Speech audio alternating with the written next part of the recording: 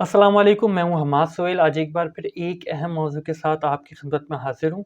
आज का हमारा मौज़ू है एशिया की सबसे बड़ी टनल। जी हाँ, एशिया की सबसे बड़ी टनल इंडिया में बन रही है, ज़ोजिला टनल के नाम से बन रही है। ये टनल क्यों बन रही है, इस टनल की डिटेल्स क्या हैं और इस टनल का पस-ए-मंज़र क्या है, क्या जियोपॉलिटिकल जो है इसकी सिचुएशन है, इस टनल को पे बनने में कितना वक़्त लगेगा और इस टनल के बनने को एक अलग नज़रिए से, एक अलग तरीके से देखेंगे। आम तौर पे अगर आप सर्च करें ज़ोजिला टनल के बारे में तो आपको ये मालूमात मिलती हैं कि ये 2 हिस्सों में बनेगी।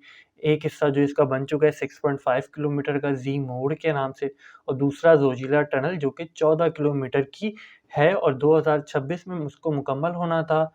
और अभी जैसा कि आप जानते हैं कि इंडिया और चाइना की जो कशीदगी चल रही है बॉर्डर पे, उस वजह से जो है इस टनल को तेज़ किया गया, इस टनल के काम को, और कहा जा रहा है कि 2023 तक ये टनल जो है वो मुकम्मल कर ली जाएगी। तो इस टनल के पीछे ऐसी कौन-सी बातें हैं या इस टनल के पीछे ऐसी कौन-सी चीज़ें हैं, जो इस टनल को इस खित्ते में सबसे ज़्यादा जो है वो इम्पोर्टेंस देती हैं। ये काफ़ी कॉन्फ्लिक्टेड एरिया है, ठीक है? इस टनल को देखते हैं, इस टनल के बारे में जानते हैं आज एक अलग तरीके से, एक अलग नज़र से। तो जी हाँ, चलें, यहाँ पर अगर आप देखेंगे तो pib.gov.india ये इंडिया की वेबसाइट है, ministry of road and transport and highways की। यहाँ पे आप देखें तो यहाँ पे लिखा हुआ है ज़ोज़िला टनल, जबकि ज़ोजिला टनल भी कहा जाता है इसे। इसके टनल के बारे में वही डिटेल्स है जो मैंने आपको बताई कि 11,500 तकरीबन 11,500 फीट की ऊँचाई सी लेवल से ऊपर जो इस टनल को जो है वो बनाया जा रहा है और ये जो है वो 14 किलोमीटर की टनल होगी। और इस टनल में यहाँ पर आप देख सकते हैं मिनिस्ट्री वेबसाइट की ने कहीं पे जो है वो ज़ोजिला लिखा हुआ है और कहीं ज़ोजिला टनल के होप सो 2013 से ये प्रोजेक्ट चल रहा है तो जल्दी ये फैसला कर लेंगे कि ज़ोजिला नाम है या ज़ोजिला। हम दूसरी चीज़ों पे नज़र डालते हैं और देखते हैं। तो यहाँ पर आप अगर इस तस्वीर में देखें तो ये पूरा सोमोगा से लेकर लेह तक जो है वो एक हाईवे है, उसकी रूट दिया हुआ है और बताया हुआ है कि किन-किन सेक्शन में किस तरीके से जो है वो ये टनल बनेगी और कितनी ऊँचाई होती है, क्या है डिटेल्स। यहाँ पर आप देख सकते हैं, ये ज़ी मोड़ टनल का एरिया बता रहे हैं यहाँ पर, ठीक है? और दूसरा बलटाल से लेकर गुमानी तक जो है वो ये पोर्शन जो है वो ज़ोज़िला टनल का यहाँ पर आप देख सकते हैं।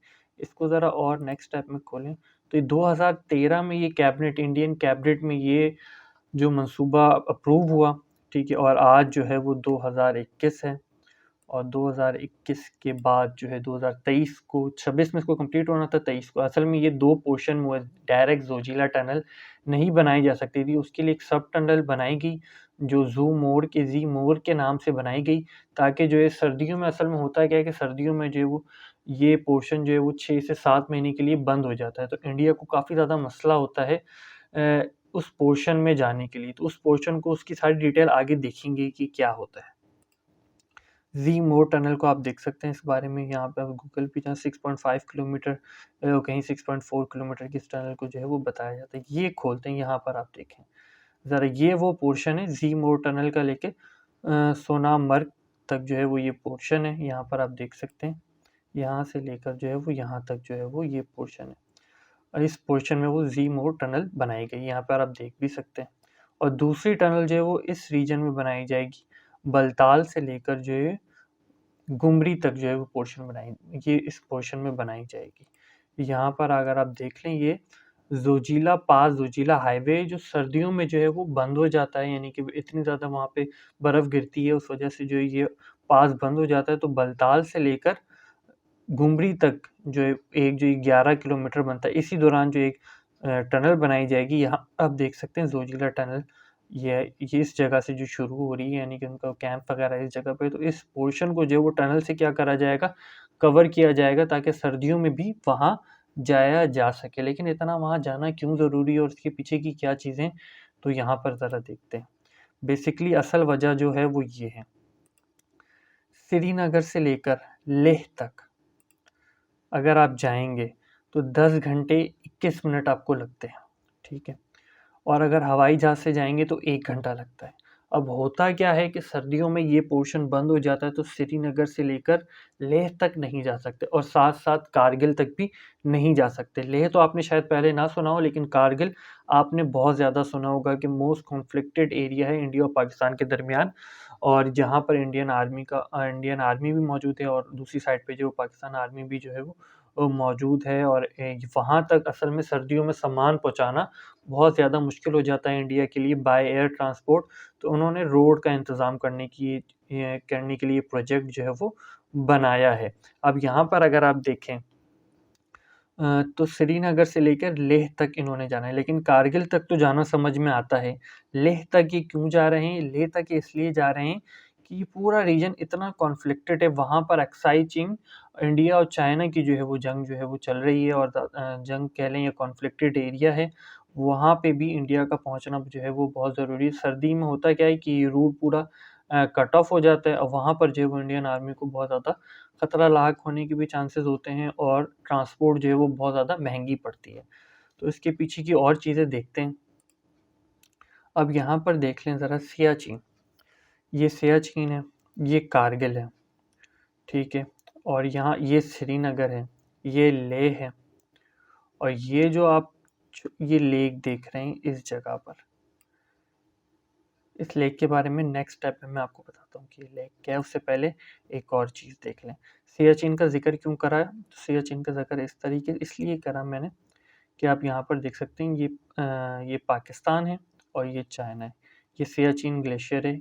ये जो इस जगह को आप देख रहे हैं, यहाँ से सियाचिन से चाइना पाकिस्तान जा सकता था, तो सियाचिन ग्लेशियर पे इंडिया है इस वक्त, तो ये रूट जो है वो पाकिस्तान के लिए बंद है। अ, साथ में अब आप यहाँ पर आ जाएँ। अब आप देख लें कि लेह तक जो है वो क्यों जाना ज़रूरी है। श्रीनगर से कारगिल इंडिया आएगा, इंडिया फिर कारगिल से लेकर लेह तक का पोर्शन क्लियर होना क्यों ज़रूरी है? तो आपने ज़रूर पीके फ़िल्म का लास्ट सीन देखा होगा। पैंगोंग तोसो लेक है ये यहाँ पर। तो ये कॉन्फ्लिक्टेड एरिया है, जहाँ पे जो है वो इस वक़्त इंडिया और चाइना की जो है वो कॉन्फ्लिक्शन जो है वो चल रही है। अब इसको और डिटेल में देख लेते हैं, तो यहाँ पर देखें, ये लेह है, और ये वाला जो पोर्शन है पूरा, ये पूरा पोर्शन ये एक्साई चीन का है पोर्शन है, और ये वाला ये भी पोर्शन, जितना ही पोर्शन है, कॉन्फ्लिक्टेड एरिया है इस वक्त, जहाँ पर जो इंडिया और चाइना के दरमियान जो है वो कशीदगी जारी है। एक्चुअली दो लाइन ऑफ कंट्रोल बॉर्डर है जो इंडिया और पाकिस्तान के दरमियान है, और लाइन ऑफ एक्चुअल कंट्रोल है जो इंडिया और चाइना के दरमियान है। उसमें बहुत ज़्यादा डिस्प्यूट है जगह जगह, और वो डिस्प्यूट क्यों है उसको देखते हैं। ये देख सकते हैं, ये एक्साई चीन है। बेसिकली इस पूरे डिस्प्यूट को कवर करने के लिए, यहाँ पे अपनी एक स्ट्रॉन्ग पोजीशन बनाने के लिए ज़ोजिला टनल जो है वो बनाई जा रही है। उसकी जो जियोपॉलिटिकल समझ लें, या जो असल वजह जो है वो यही है कि वहाँ तक रसाई, वहाँ तक पहुँचना जो है वो आसान हो, जबकि 7 महीने साल के जो है वहाँ पहुँचना जो है वो बहुत ज़्यादा मुश्किल रहता है। अब ऐसा क्यों होता है, वहाँ पहुँचना क्यों ज़रूरी है? तो देखें, साइनो इंडिया वॉर 1960 से 1962 के दरमियान जो है ये जंग इंडिया और चाइना के दरमियान इसी बॉर्डर पे जो है वो लड़ी गई थी। तो 1962 के दौरान फिर ये कॉन्फ्लिक्शन चलती रही, और आखिरकार जो है साइनो इंडिया बॉर्डर डिस्प्यूट बन गया। ठीक है, Sino India border dispute line of actual control पे बना इस जंग के बाद, और यहाँ पर आप देख सकते हैं इस टैब में एक्साई चीन, ये वो एरिया जो चाइना के पास है जिसे इंडिया क्लेम करता है, और दूसरा अरुणाचल प्रदेश जो इंडिया के कब्जे में है, यानी कि इंडियन टेरिटरी है, और चाइना उसको क्लेम करता है। तो ये पूरा लाइन ऑफ एक्चुअल कंट्रोल जो है वो इस वक्त कॉन्फ्लिक्टेड है, और लाइन ऑफ एक्चुअल कंट्रोल पे सिर्फ एक ऐसी जगह है, लेह और पैंगोंग सू लेक जो है वो, जहाँ पर इंडिया की पहुँचना जो है वो, इंडिया की रसाई मुश्किल है। बाकी इस पूरे रीजन में इंडिया के लिए पहुँचना कोई मुश्किल काम नहीं है। अब आप देख सकते हैं कि 1962 में जो जंग हुई वो रुक गया, डिस्प्यूट ख़त्म हो गया, वो चलता रहा। उसके बाद 2020 और 2021 के दरमियान जो है 5 मई 2020, यहाँ पर आप देख सकते हैं इंडिया और चाइना के दरमियान जो है वो साइनो इंडिया बॉर्डर पे कशीदगी दोबारा से शुरू हुई। अब आप यहाँ पे देख सकते हैं, ये वो रीजन है, यहाँ इस जहाँ सर्किल हुए हैं यहाँ। अब यही वो देखते हैं, ये इसको ज़ूम करें तो ये लेह का इलाका है, ठीक है, ये कारगिल है, ठीक है, ये श्रीनगर है, श्रीनगर, कारगिल, लेह और ये पेंगोंग सू लेक के इस पोर्शन पे भी जो है वो कशीदगी चल रही है। अब ये 3 पोर्शन हैं और लेह से ही ये सारे इंटरकनेक्टेड हैं। अब ज़ोजिला टनल का बनना इसलिए ज़रूरी है कि वहाँ तक पहुँचना रसाई हो सके, वहाँ तक पहुँचना आसान हो सके। अब आप यहाँ पर देखें तो ये दूसरा है, गोगरा पे जो है वो आखिरी जो है वो कम्युनिकेशन जो लास्ट हुई यानी कि इंडिया और चाइना के दरमियान, वो गोगरा के मुकाम पर हुई और ये यहाँ पर आप देख सकते हैं ये पेंगोंग सू लेक है।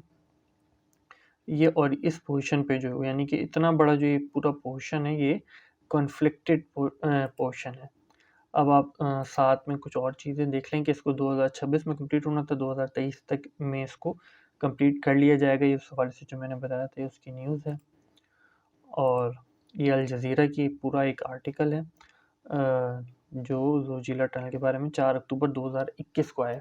बेसिकली इस टनल ने तो 2023 में मुकम्मल हुआ, अभी इस वक्त है 2021, 22 और फिर 2023 आएगा। तो इस वक्त जो है ये इतनी हाइप में क्यों है, इतनी ज़्यादा खबरों में ज़ोजिला टनल क्यों, जबकि ये टनल बन भी जाएगी तो काम 2023 के बाद ही आएगी। असल वजह ये है कि इंडिया और चाइना के दरमियान विंटर यानी कि इस सर्दियों में भी उस रीजन में कशीदगी जो है वो बहुत ज़्यादा है। अब आने वाले वक़्त में देखते हैं कि जब विंटर ख़त्म हो जाएगा यानी जब सर्दियाँ ख़त्म हो जाएँगी तो उस पोर्शन में जाना दोनों ममालिक के लिए काफ़ी ज़्यादा आसान हो जाएगा। तो उसके बाद जो है वो कॉन्फ्लिक्शन क्या होगी, किस किस्म के हालात होंगे इंडिया और चाइना के दरमियान। क्या ये ज़ोजिला टनल जो है वो एक सालसी का किरदार कह लें या एक ऐसा किरदार अदा कर सकेगी जो जंग को जो है वो रोक सके, या आने वाले वक़्त में चाइना ही इसी ज़ोजिला टनल से कोई फ़ायदा उठा सकेगा। तो फ़िलवक़्त जो है ये एक ऐसा मौज़ू है और ये एक ऐसी टनल है जो एशिया की सबसे बड़ी टनल है और सबसे ज़्यादा कॉन्फ्लिक्टेड एरिया में जो है ये टनल है। जैसा कि आप यहाँ देख सकते हैं कि श्रीनगर, कारगिल, लेह, पेंगोंग सू, अक्साई चीन, सियाचिन, कितने सारे जो है वो मशहूर नाम इसमें आपने सुने होंगे और ये सारी चीज़ें जो हैं वो एक ही टनल को जो है वो लिंक करती हैं, एक ही टनल के आस-पास हैं।